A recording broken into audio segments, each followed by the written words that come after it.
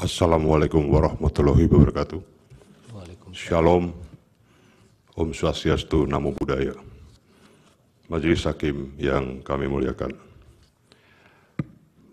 bahwa dengan diajukan eksepsi kompetensi absolut dan eksepsi cacat formil yang telah kami uraikan di atas, sejatinya Yang Mulia Majelis Hakim Konstitusi dapat langsung memutus dan menyatakan bahwa Mahkamah tidak berwenang memeriksa dan mengadili permohonan pemohon, atau setidak-tidaknya menyatakan permohonan pemohon cacat formil sehingga tidak dapat diterima.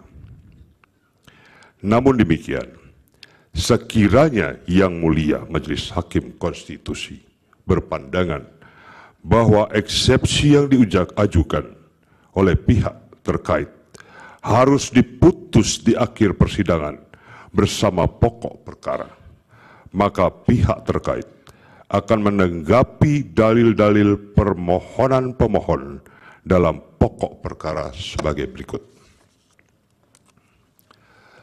Penerimaan pencalonan pasangan calon presiden dan wakil presiden nomor urut 2 disebut pertama dalam bab bagian 4 pokok permohonan huruf B dengan judul pengkhianatan terhadap konstitusi dan pelanggaran asas bebas, jujur, adil. Penyebutan tersebut sangat disayangkan dan tidak pantas dan tidak beretika. Berbagai argumen yang dikemukakan sangat jauh dari aspek teoritis dan yuridis. Pemohon menyatakan di dalam permohonannya bahwa Gibran Rakabuming Raka hanya memenuhi syarat material tetapi tidak memenuhi syarat formil. Itu tercantum dalam halaman 22 permohonan pemohon, yang secara lengkap tidak perlu kami kutip lagi.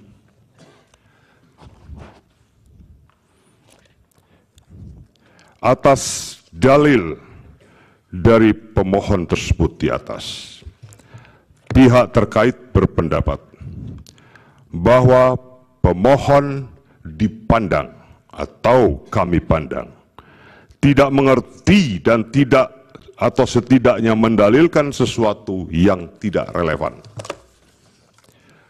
Penerimaan calon, pasangan calon nomor urut 2 oleh KPU telah berkekuatan hukum tetap. Namun pihak pemohon mengkaitkan dengan putusan DKPP. Padahal putusan DKPP tersebut sejatinya berbeda. Sesuai dengan penamaannya, DKPP adalah Dewan Kehormatan Penyelenggara Pemilu, merupakan lembaga yang bertugas menangani pelanggaran kode etik penyelenggara pemilu. Pada pokoknya, putusan DKPP nomor 135 garis datar PKE garis datar DKPP garing 12 Rom garing 2023 nomor 136 garis datar PKE garis datar DKPP garis miring 12 Rom garis miring 2023 dan putusan nomor 137 gatar PKE gatar DKPP garing 12 Rom garing 2023 dan nomor 141 gatar PKE gatar DKPP garing 12 Rom garing 2023. Putusan DKPP tersebut terkait dengan pengaduan atas tindakan KPU RI dalam menerima pencalonan pihak terkait sebagai calon presiden dan wakil presiden, terutama terkait tindakan KPU RI dalam menerima pendaftaran pencalonan Gibran Rakabuming Raka sebagai calon presiden pihak terkait. bahwa putusan, kami ulangi, terutama terkait tindakan KPU RI dalam menerima pendaftaran pencalonan Gibran Rakabuming Raka sebagai calon wakil presiden pihak terkait pasca putusan Mahkamah Konstitusi nomor 90 garing PUU Gatar 21 garing 2023.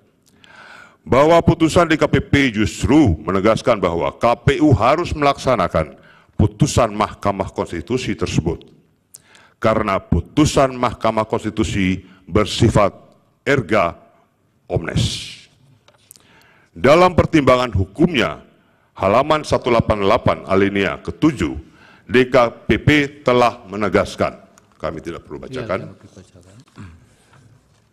dalam pertimbangan hukum di atas telah jelas dan tegas DKPP hanya mempermasalahkan tindakan KPU RI yang tidak segera menyusun rancangan perubahan peraturan KPU nomor 19 tahun 2023 tentang pencalonan peserta pemilu presiden dan wakil presiden sebagaimana tindak lanjut putusan Mahkamah Konstitusi nomor 90 garing PUU Gatar 21 garing 2023, melainkan KPU RI justru menerbitkan surat nomor 1145 garing PL.01 Gatar SD garing 05 garing 2023 perihal tindak lanjut putusan Mahkamah Konstitusi nomor 90 PUU Gatar 21 garing 2023 tertanggal 17 Oktober 2023. Maka berdasarkan hal di atas,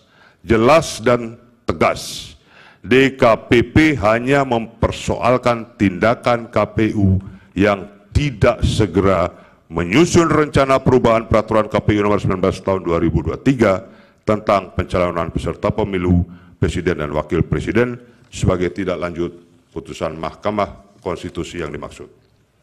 Bukan mempersoalkan atau membatalkan, menggugurkan, serta menganulir pencalonan pasangan calon presiden dan wakil presiden nomor urut 2, apalagi putusan DKPP sendiri secara tegas membenarkan tindakan KPU dalam menindaklanjuti putusan Mahkamah Konstitusi nomor 90 garing PUU Gatar 21 Rom garing 2023.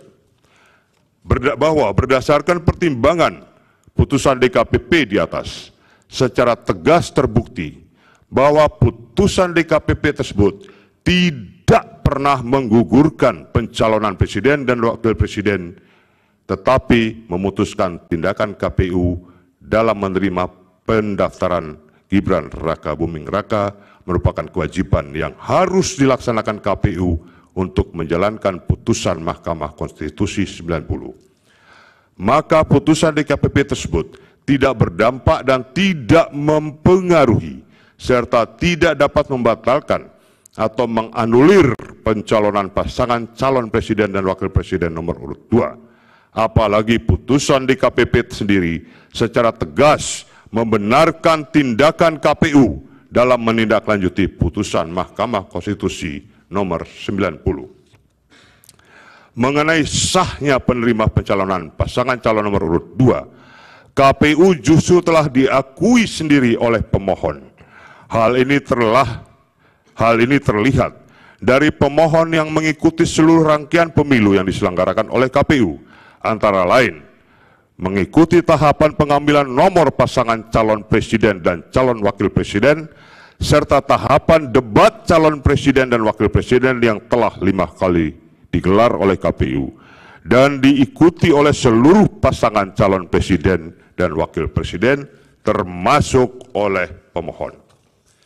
Dari seluruh rangkaian tahapan pemilu yang berjalan, pemohon tidak pernah sama sekali mengajukan keberatan apapun. Sehingga dengan demikian sangat aneh dan menjadi tanda tanya besar.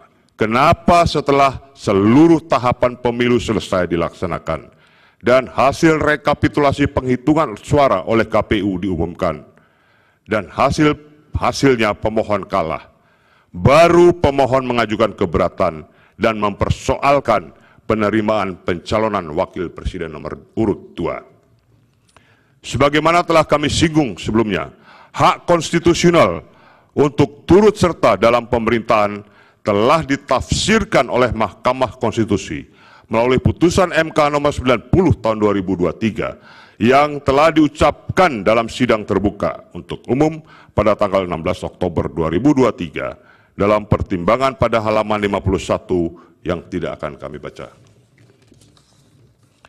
Perlu disampaikan juga bahwa setiap putusan Mahkamah Konstitusi adalah bersifat final dan mengikat atau erga omnes yang langsung dilaksanakan self-executing dan oleh karenanya tidak memerlukan atau menunggu revisi terhadap undang-undang.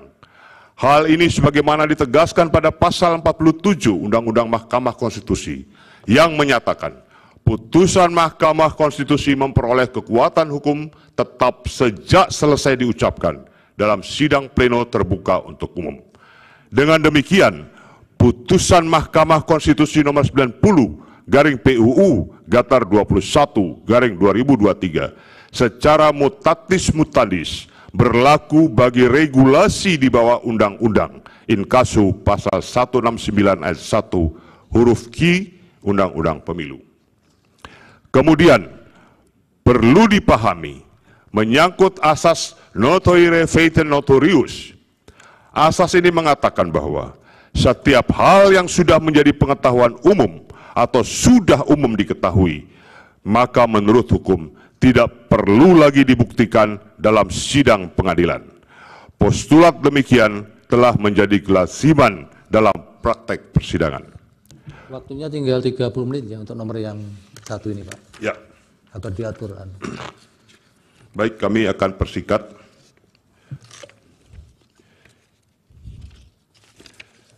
Mungkin selebihnya menjadi bagian yang tidak terpisahkan dari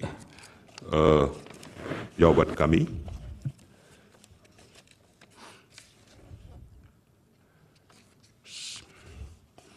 Selanjutnya akan masuk kepada perihal putusan Mahkamah Konstitusi nomor 90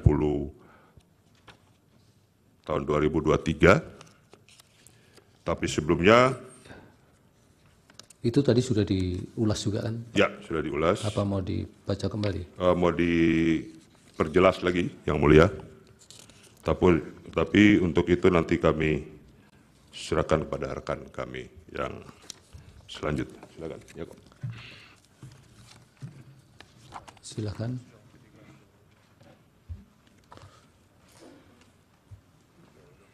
Selanjutnya dipandu Yang Mulia Pak Wakil ya, Prof. Saldi. Mohon dibantu. Tes. Silakan dilanjutkan. Mohon izin melanjutkan Yang Mulia Majelis Hakim. Perihal putusan Mahkamah Konstitusi nomor 90/PUU strip 21 Romawi garing 2023 untuk selanjutnya akan kami sebut dengan putusan MK nomor 90. Pemohon mendalilkan bahwa adanya intervensi. Dilanjutkan ke dalil pelanggaran prosedur saja di halaman 56. Baik. Kalau putusan 90 sudah clear ya. Baik, sudah dianggap ulang-ulang maksudnya. Baik Yang Mulia, dianggap telah dibacakan. Kemudian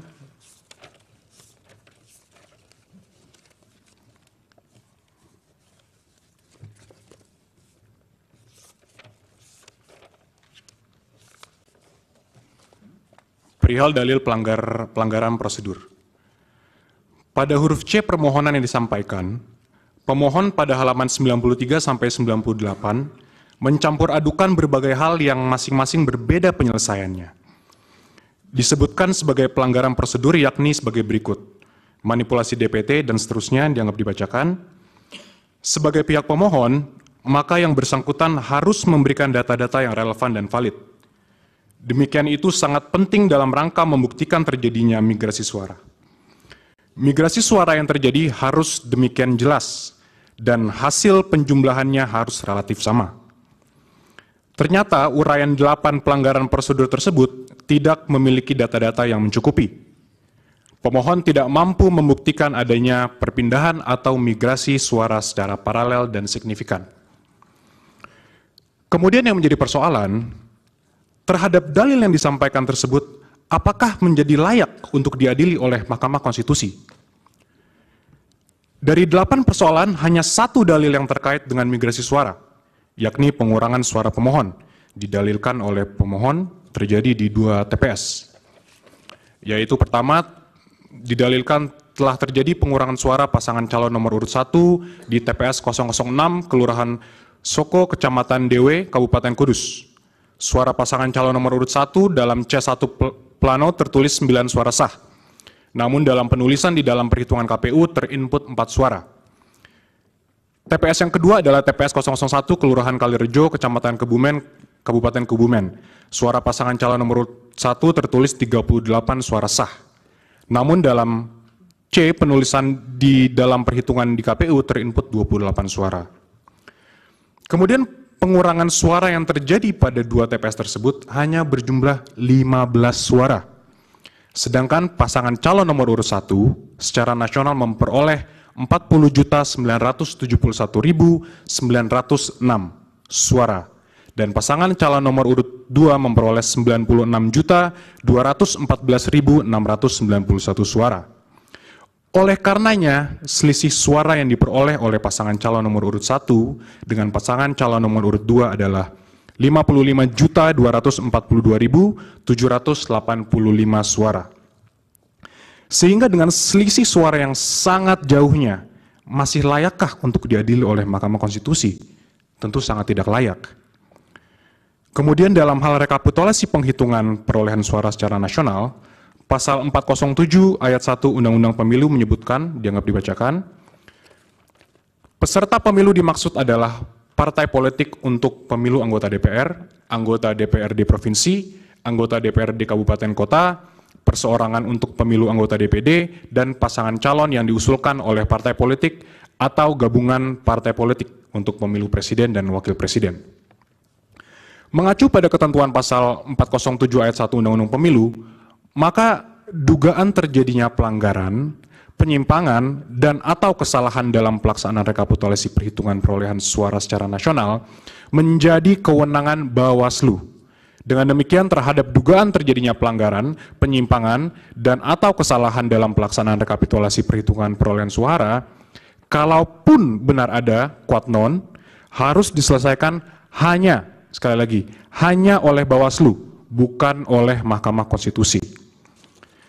Selanjutnya, pemohon mendalilkan dalam permohonannya, kami anggap telah dibacakan, ada 19 poin yang mulia. Dapat kami sampaikan bahwa seluruh dalil tersebut adalah tidak benar dan tidak terbukti kebenarannya.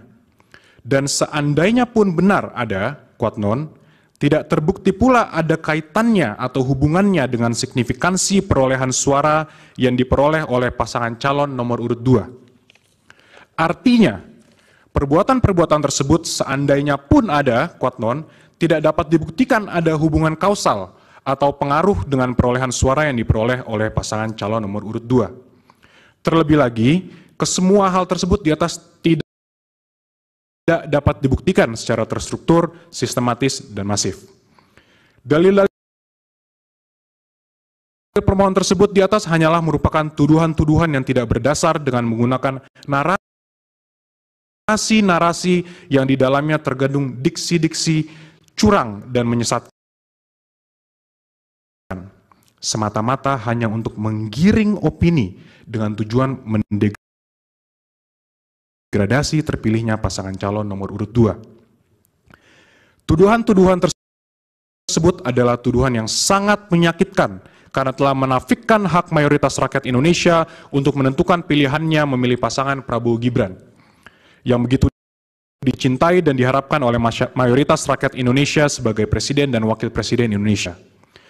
Hal ini terlihat dari besarnya jumlah suara yang diberikan oleh rakyat kepada pasangan Prabowo Gibran, yaitu sebanyak 96.214.691 suara, atau setara dengan 58,58%. Oleh karena itu, dapat disimpulkan bahwa pihak pemohon tidak pada tempatnya mendalilkan dan memohon mendiskualifikasi pasangan calon Prabowo Gibran sebagai calon presiden dan wakil presiden kepada Mahkamah Konstitusi, karena hal tersebut menjadi kewenangan Bawaslu. Hanya ada satu kewenangan Mahkamah Konstitusi dalam sengketa pemilu presiden dan wakil presiden, yakni terhadap hasil perhitungan suara yang mempengaruhi penentuan terpilihnya pasangan calon atau penentuan untuk dipilih kembali pada pemilu presiden dan wakil presiden sesuai pasal 475 ayat 2 Undang-Undang Pemilu. Bagian berikutnya yang mulia kami masuk kepada dugaan pelanggaran yang dilakukan oleh pemohon. Dalil-dalil pemohon terkait tuduhan pelanggaran yang dilakukan pihak terkait hanyalah merupakan tuduhan-tuduhan yang tidak berdasar dengan menggunakan narasi-narasi yang di dalamnya tergandung diksi-diksi curang dan menyesatkan semata-mata hanya untuk menggiring opini dengan tujuan mendegradasi terpilihnya pasangan calon nomor urut 2. Adapun yang sebenarnya terjadi justru pemohonlah yang tercatat diduga melakukan berbagai pelanggaran pemilu berdasarkan data Bawaslu sebagai berikut. Kami izin hanya membacakan mungkin 2 saja yang mulia, total ada 36 laporan. Ya, silakan. Yang pertama, laporan terhadap paslon 01 di KPU RI tanggal 14 November 2023 atas pelanggaran pasal 27 ayat 1 Peraturan KPU nomor 20 tahun 2023. Yang kedua ada lagi laporan terhadap cawapres paslon 01 di Smesco Convention Hall, Jakarta Selatan, DKI Jakarta tanggal 29 November 2023 atas pelanggaran pasal 28 ayat 1 huruf C dan D Undang-Undang Pemilu dan pasal 72 ayat 1 huruf C dan D Peraturan KPU nomor 20 tahun 2023. Itu 2 dari total 36 dugaan terjadinya pelanggaran yang kami anggap telah dibacakan, yang mulia. Ya, lanjut halaman 69 huruf E.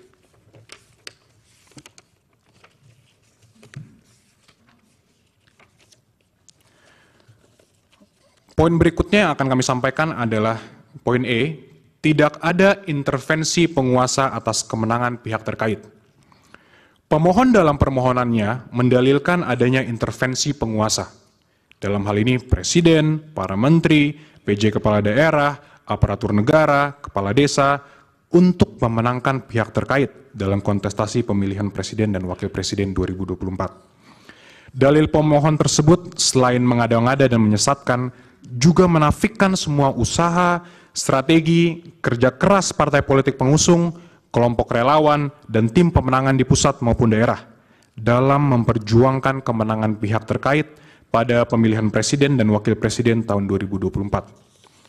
Senyatanya, berbagai kampanye dan strategi pemenangan telah dijalankan pihak terkait dengan melibatkan konsultan dan para profesional di bidangnya untuk mendapatkan kepercayaan dan dukungan pemilih dalam memberikan suara kepada pihak terkait. Salah satunya merebut perhatian dan kepercayaan kaum milenial, yaitu 33,6% suara pemilih, dan juga pemilih Gen Z, yaitu 22,85% dari suara pemilih. Dengan menghadirkan sosok tokoh muda sebagai calon wakil presiden, serta komunikasi kampanye yang sesuai kehidupan kaum muda. Alhasil, semua perencanaan kampanye dan strategi kemenangan yang dijalankan telah membawa kemenangan bagi pihak terkait dengan memperoleh suara 58,58% atau setara dengan 96.214.691. Dalil pemohon yang seolah menunjukkan adanya intervensi dari presiden dan para menteri dengan mempolitisasi program kerjanya dalam memenangkan pihak terkait kiranya sangat absurd dan mengada-ngada. Mengingat semua program kerja presiden dan para menterinya telah direncanakan jauh hari atau setidaknya setahun sebelumnya dengan pengajuan anggaran atau APBN yang telah disetujui DPR.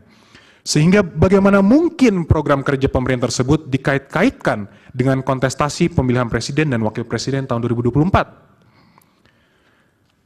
Selanjutnya mengenai dalil pemohon tentang kenaikan gaji dan tunjangan penyelenggara pemilu di momen kritis adalah dalil yang keliru dan sangat mengada-ngada. Karena hal tersebut merupakan program Kementerian Pendayagunaan Aparatur Sipil Negara dan Reformasi Birokrasi atau PAN-RB yang telah ditetapkan pada tahun anggaran sebelumnya. Pemberiannya dalam bentuk tunjangan berbasis capaian kinerja dan bukan kenaikan kerja sebagaimana didalilkan oleh pemohon.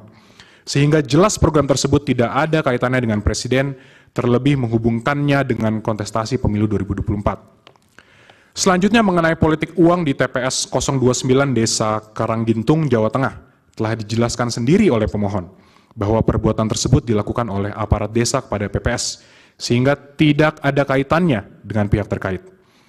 Sedangkan mengenai pemberian uang yang dilakukan Gus Miftah, itu dilakukan dalam kapasitas pribadi. Karena sampai saat ini yang bersangkutan tidak pernah tercatat sebagai tim kampanye, baik di tingkat nasional maupun daerah. Adapun terkait tuduhan pencoblosan lebih dari 1 kali, tidak jelas dilakukan oleh siapa dan untuk kepentingan siapa.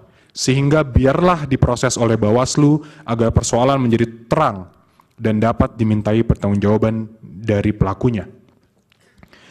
Demikian halnya dengan bantuan sosial atau bansos dari pemerintah. Itu adalah program kerja yang telah berjalan selama ini, termasuk di luar tahun pemilu dengan pengaturan melalui Perpres nomor 63 tahun 2017.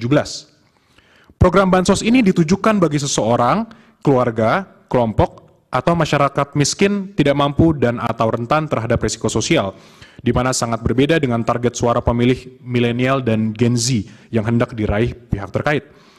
Untuk lebih jelasnya, kami uraikan program bansos yang selama ini digulirkan pemerintah sebagai berikut. Pengaturan mengenai bansos telah diatur dalam Perpres nomor 63 tahun 2017 tentang penyaluran bansos secara non-tunai. Definisi dianggap telah dibacakan. Bansos dapat diberikan apabila terjadi potensi kerentanan sosial yang ditanggung oleh seseorang, keluarga, kelompok, dan atau masyarakat sebagai dampak krisis sosial, krisis ekonomi, krisis politik, fenomena alam, dan bencana yang jika tidak diberikan bansos akan semakin terpuruk dan tidak dapat hidup dalam kondisi wajar, sebagaimana dalam pasal 1 angka 2 Perpres 63 tahun 2017 yang definisinya dianggap telah dibacakan. Dari definisi dan persyaratan yang diatur tersebut secara limitatif, pemerintah dapat mengeluarkan bansos bila terjadi adanya peristiwa yang dapat menimbulkan potensi kerentanan sosial dari adanya fenomena alam atau bencana yang tidak diberikan bansos akan semakin terpuruk bagi rakyat. Hal ini merupakan pelaksanaan pasal 28A Undang-Undang Dasar tahun 1945, di mana negara memiliki kewajiban untuk memenuhi hak dasar warga negaranya. Selanjutnya, berdasarkan pada data BNPB, Indonesia mengalami fenomena alam dan bencana yang terjadi sebanyak 331 bencana banjir, atau sekitar 44% dari total kejadian bencana yang terjadi pada periode Januari hingga Maret 2023, yang berdampak gagal panen akibat banjir, dengan total lahan sekitar 54.000 hektar pada 136 kabupaten kota di 20 provinsi. Dengan adanya fenomena alam atau banjir yang terjadi di 136 kabupaten kota pada 20 provinsi, maka akan berdampak pada keberlangsungan hidup rakyat yang berdampak gagalnya panen akibat banjir. Presiden sebagai pemimpin tertinggi haruslah sensitif dan prihatin untuk secara tepat dan tegas untuk mengeluarkan kebijakan dalam bentuk bantuan sosial kepada rakyatnya. Oleh karena itu, Presiden diberikan kewenangan oleh undang-undang untuk melakukan perubahan APBN sebagaimana dalam pasal 20 ayat 1 huruf F Undang-Undang APBN tahun 2024. Berdasarkan aturan hukum tersebut, pasal 20 Undang-Undang APBN tersebut, Presiden dapat melakukan perubahan anggaran belanja negara terkait adanya penanggulangan bencana, sehingga tindakan Presiden Jokowi telah sesuai hukum dengan melakukan perubahan anggaran belanja negara dikarenakan adanya bencana banjir yang berdampak pada gagalnya panen yang terjadi pada 54.000 hektar lahan pertanian dan akan mengancam keberlangsungan hidup rakyat Indonesia.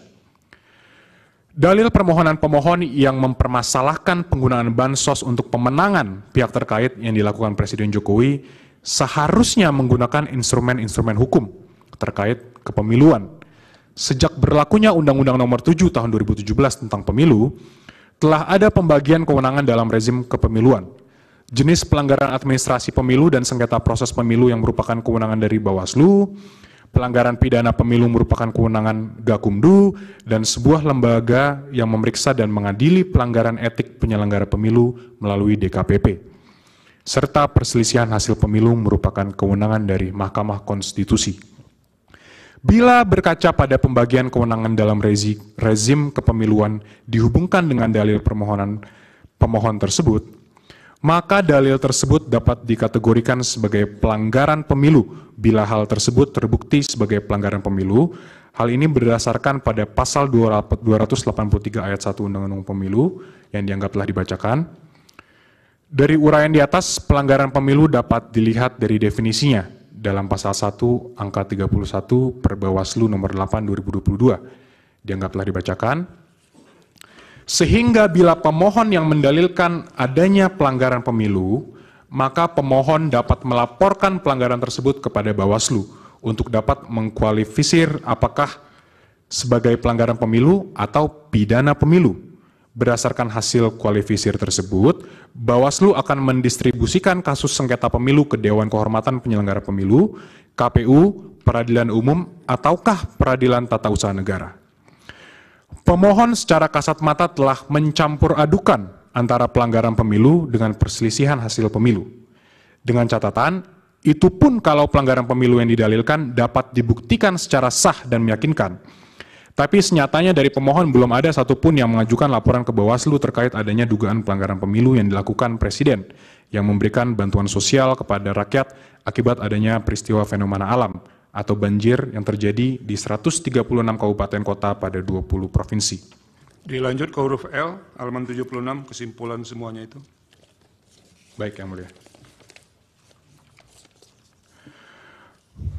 Maka berdasarkan peraturan perundang-undangan yang telah diuraikan di atas, terkait adanya program penggunaan bansos oleh Presiden telah sesuai dengan peraturan perundang-undangan, yaitu berdasarkan pasal 20 ayat 1 huruf F Undang-Undang APBN tahun 2024, Jungto Perpres 63 tahun 2017, serta didukung dengan adanya peristiwa fenomena alam atau bencana banjir yang terjadi di 136 kabupaten kota pada 20 provinsi dari 331 bencana banjir atau sekitar 44% dari total kejadian bencana yang terjadi pada periode Januari hingga Maret 2023 yang berdampak gagal panen akibat banjir berdasarkan data BNPB. Sebagaimana telah kami singgung pada bagian pendahuluan, program Bansos merupakan amanat konstitusi yang bertujuan untuk sebesar-besarnya kemakmuran rakyat, yang mana sepanjang program Bansos dimaksud kemudian secara normatif telah dimasukkan ke dalam kerangka APBN yang dibahas dan disepakati bersama antara pemerintah, DPR RI, maka hal-hal lebih lanjut dan teknis dalam penyalurannya ialah menjadi open legal policy dari pemerintah.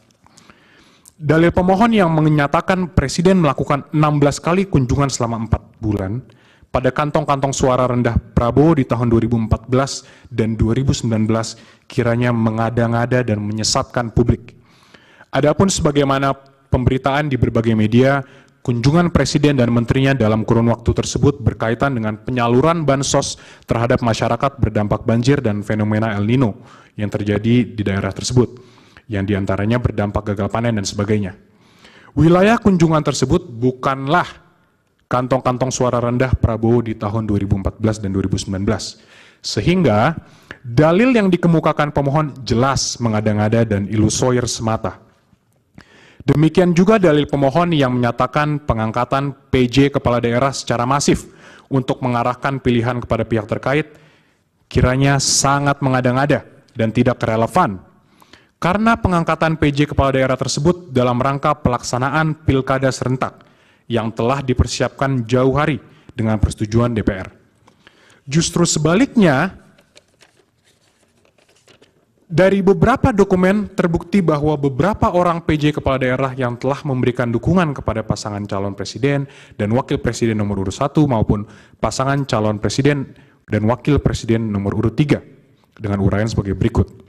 Pertama, adanya fakta integritas yang ditantangani oleh PJ Bupati Sorong untuk memenangkan paslon nomor urut 3 dalam kontestasi pemilihan umum presiden tahun 2024. Kasus penggeledahan PJ Bupati Sorong oleh KPK di rumah dinas PJ Bupati Sorong menemukan fakta integritas PJ Bupati Sorong yang diwajibkan mendukung pasangan Ganjar Mahfud.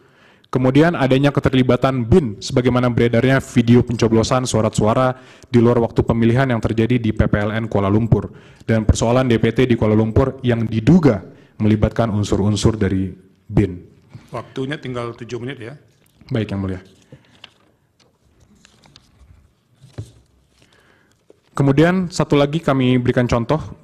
Keterlibatan PJ Bupati Kampar yang bersikap tidak netral dan mendukung serta memenangkan pasangan calon presiden dan wakil presiden nomor urut 1 dengan cara meminta melibatkan para kepala desa di wilayah Kampar untuk memilih pasangan calon presiden wakil presiden nomor urut 1 serta memilih calon legislatif dari partai pendukung pasangan calon presiden dan wakil presiden nomor urut 1. Dan kemudian PJ Bupati Kabupaten Kampar telah dicopot oleh Menteri Dalam Negeri sebagaimana surat keputusan Menteri Dalam Negeri nomor 100.2.1.3/6598 tahun 2023 tentang pemberhentian dan pengangkatan pejabat Bupati Kampar. Selebihnya kami anggap telah dibacakan, Yang Mulia. Dan selanjutnya dalil pemohon yang menyatakan Presiden melanggar TAP MPR Romawi 9/MPR/1998 dan sejumlah peraturan lainnya terkait larangan nepotisme kiranya tidak tepat, karena yang dimaksud nepotisme bila mana pejabat mengangkat anak atau saudaranya secara appointed. Sedangkan jika sang anak dipilih rakyat atau elected, maka tidak termasuk nepotisme. Larangan ini bukan dimaknai seolah anak pejabat tidak boleh berkarir. Untuk penutup akan dilanjutkan dan disampaikan oleh Prof. Fatwa Hasibuan. Terima kasih Yang Mulia.